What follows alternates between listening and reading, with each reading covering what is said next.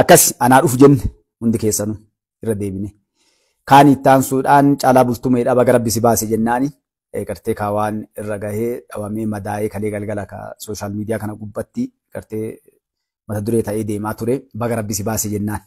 Of eeggadhu abbaa wanni hundinuu akka toltu atillee naamusa yeroo malee deemuu dhabu lafantaan dhaquu dhabu namoonni gartee diina qaban haala adda addaatiin ilmi namaa gartee waan hundaa keessattuu wanni ilmaan Oromooti warri gartanii keessaayyuu yeroo ammaa kana keessatti ilmaan Oromoodhaa diina hedduu qabna.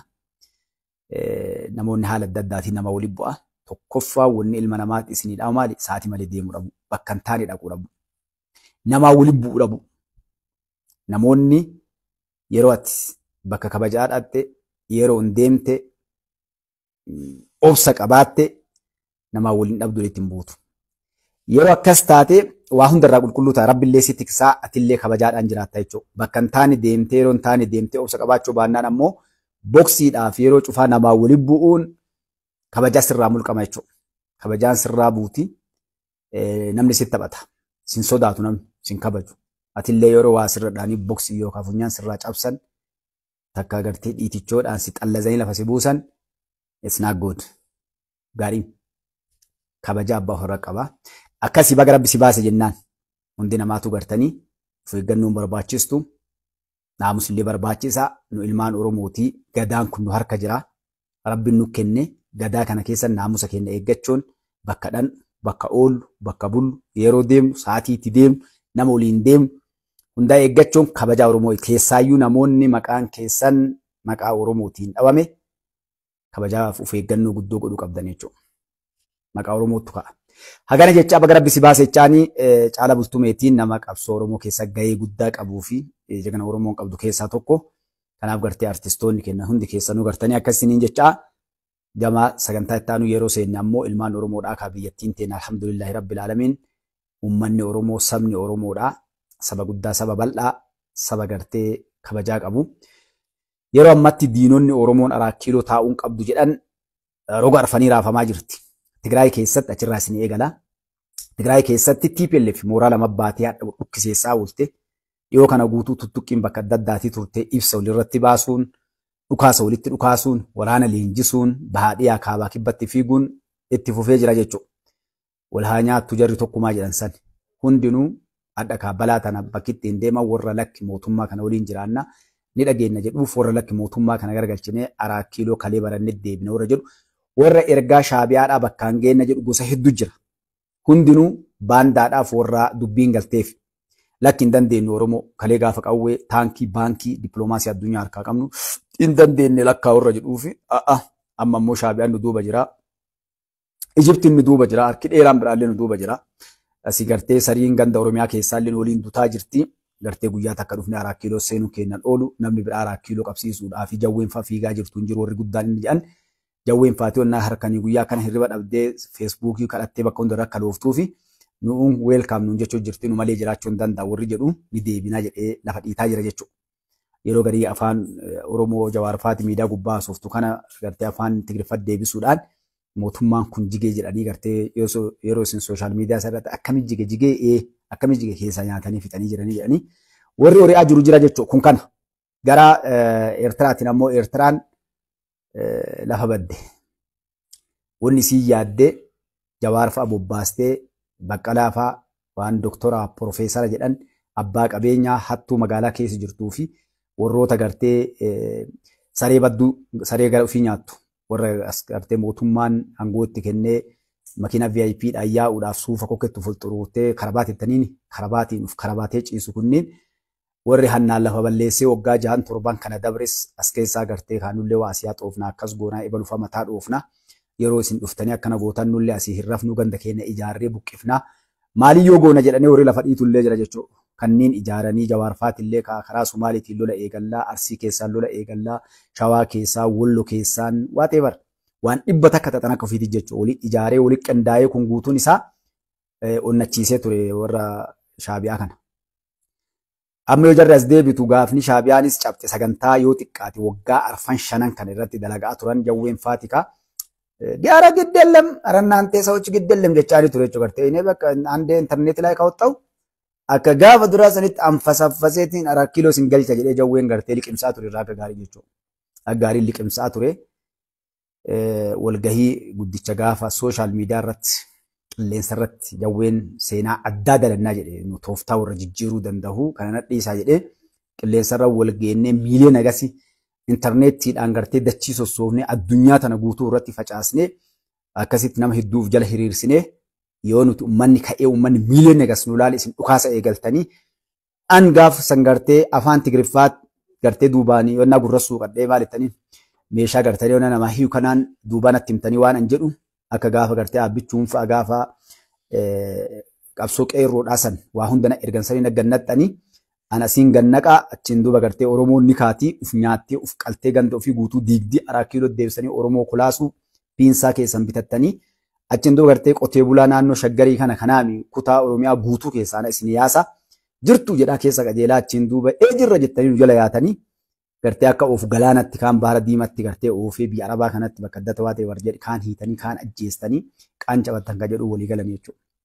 Alaa kulli haali dubbiin akka afaaniin dubbatanii fi sagantaa baasan dubbiin hin jirtu dandeetti sammuu bira jirti.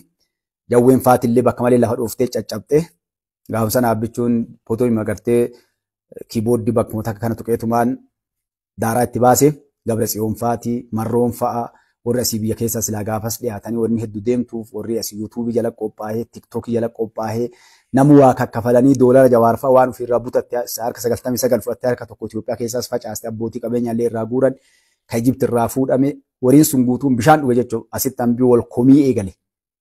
Sagantaan asii adda facaate jechuudha. Anqaa ushaa jechuudha eegalte gartee Gabra Tsiyoon faatillee. Gartee asitti eegale jechuudha. Namni kaan ol keessa ori'ee abboo kaa salphanne ni kaa namaa fuufirraa qabna waan namaa arraabanne akkam taana jedhanii warri naannoo Oromiyaa wal waamanii isaan illee as bahanii bakka takka dhaquu dadhabanii adda kaamaaltu deebi'a amma warri kalee ijaaranii qawwee itti kennan qopheessan ka Suudaan jiru ka Sumaalee keessa jiru ka asiin Oromiyaa daangaalee bakka adda addaa jiru warri gartee mootummaa kana keessa jiru hundinuu waan danda'e ni godhe namni waan danda'e godheen komatamuu jedhanii adda ka boohaa jiranii kanaaf warri Shaabiyaallee garasiin siyaasa furqifaati. Gaafa dubbii arganii dubbiin addaan galte Ameerikaadhaan waan asin feetan ni goonaa nu dhaqqabaan ni dhufte. Tiraampillee xiqqoo isiin yaale hin taane dubbiin namni araa kiiloo jiru abbichuudha. Eegasii gaddeebanii kaa ammallee on isaan tattaafatan maali ammallee la'aandennaa lama carrashaa jedhaniitiin siyaatilii walganii dheengadda akkuma argitanitti dubbiin deemtee maal gootee wal faarsuuf deebi'e hambi gartee gosa laakkachuuf deebi'e jechuudha. Jawween keessan warri gartee jawween abbaa kennaa jagna kennaa hayyuu kennaa jettanii Dr. Abiy Ahmed Ali tusitti aanamoo lidatu ayyaaloo tennaan lidatu akmaaliin maal olif fiddanii jedhanii taphatanii. Akkasiin garas galee jechuudha. Kanarraa kan ka'e garri Eertiraa faati kaacambaa adda addaa keessa jirti. Bala'u hin bala'u. Kanaafuu waan jiru agartee. Wugaa alwagaam waan dura jiru agartee kanatti hambi jira jechuudha. Haa ta'u warri TPLF kun warri ashiisha xuuxuuf diraaga fudhatu kunneen wala fasaffasu jiran jechuudha.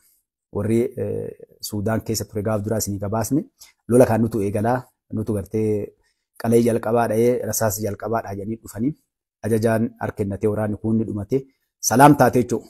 Mooraa sadii hafee mooraan sadiin haftee hadha wal eegalanii wal oofu jiran jechuudha. Ilmaan Tigraay gamaa gamana deebitee mataa walirraa guuruu jirti. Allahumma najjina yaa rabbi nutti hin fideen. Maalii fi zabanni kun zabana gartee zaalimni wal nyaatu. Zabana kana zabana zaalimni wal nyaatu. Zabana zaalimni illee walii galuuf tattaafatu ammoo wal dhabu jechuudha. Eertiraan ammoo dubbiin harkaa baddee gara gootu wallaaltee isiilleen gara warra Ijipti irraa waa liqimsitee jirti. Namuu rakkoo qaba beektanii asiyaasa furqi dubbiin itti ammaatti rasaasa kana hodhu kaasee abbichuun dhaqee harkaan fuudhee fida. Fiildi Maashaal Biraanuu Juullaa leenci gurraachi akkuma jedhan san ka asiyaasa furqii fuudhanii as araa kiiloo fiduu waan hin hafne. Tummarti itti jajjabaattee akkasii jiranii gabaabdumatti wanni isin jechuu barbaadu maalidha? Zabanni kun namoota hedduun isin baruu qabdan. Ilmaan Oromoo warreen dhageettan miidiyaa kan jedhan hordoftan hundinuu maali? Zabanni kun zabana namni obsa qabu dandeettii qabu beekumsa qabu suutaan.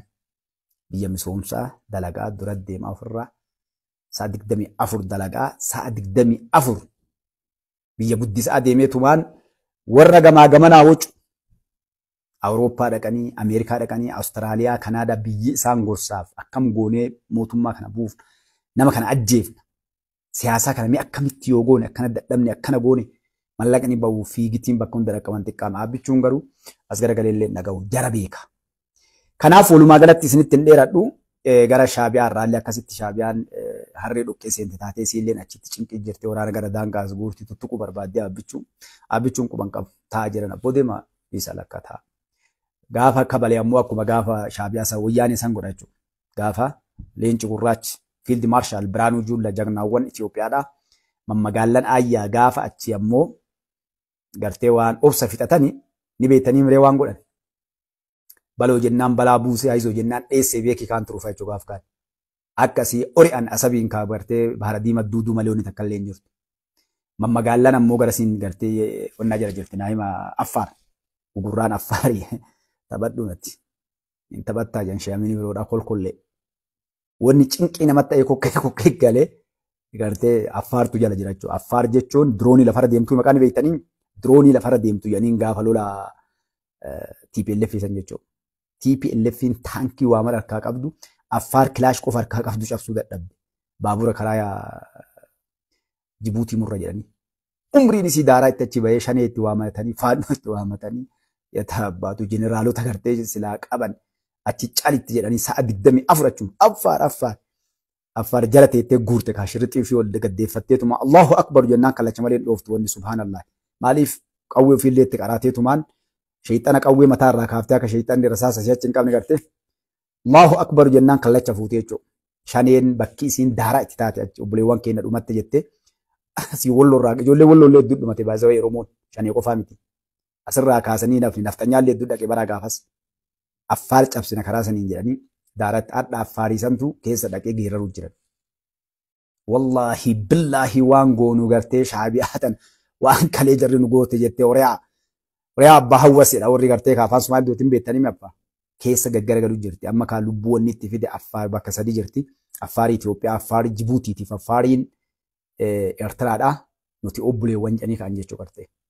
Akkas inshaallah kanaaf cinqiin nama qabattee jirti. Lafti istiraateejii jedhan qabanna jettee yeroo fiiddee Shaabiyaan dhuftee daangaa jala gartuu teknooloojiin dhaabbichuun harkaa qabu walitti qabee bakka takkatti waddaa'onni balaa isaaniitti ta'amu.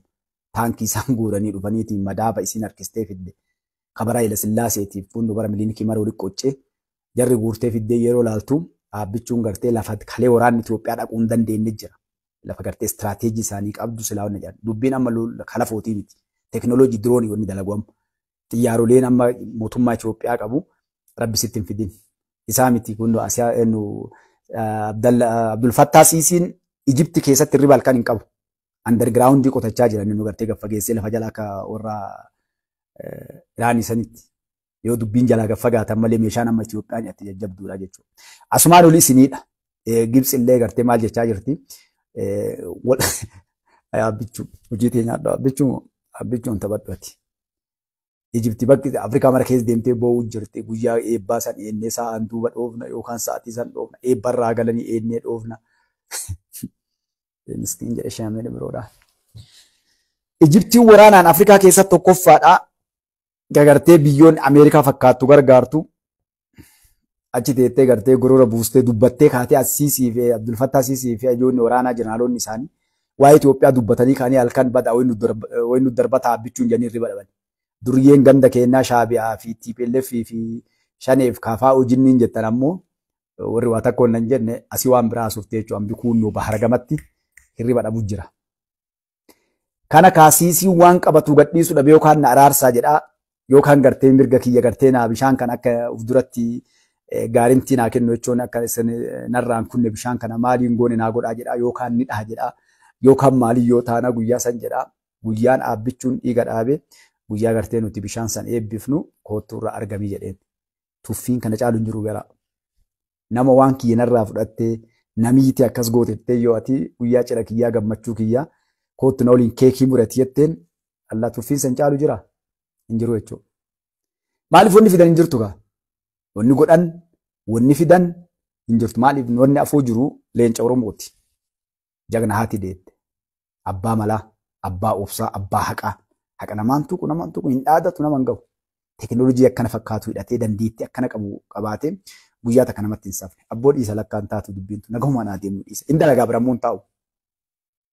Siisiin faati guyyaa kana hirriba dhabanii bar walgahii waamu manna siitti waamu akkam akkas goota inni xiyyaara akkasii hidhatee inni diroonii akkasii hidhatee taankii akkasii bitee maalii dalagee akkana godhee Raashaa walii galee Chaayinaa walii galee biyya takkaa wal dhabbiin qabu ati waa takkaan goone jedhanii achitti iyyan. Siisiin hirriban qabu gaaf kan hiriiratti baanii yookaan hin muddamsiisanii akkamitti nu kijibdaa maa meeshaa akkasii nuun binnee jedhanii.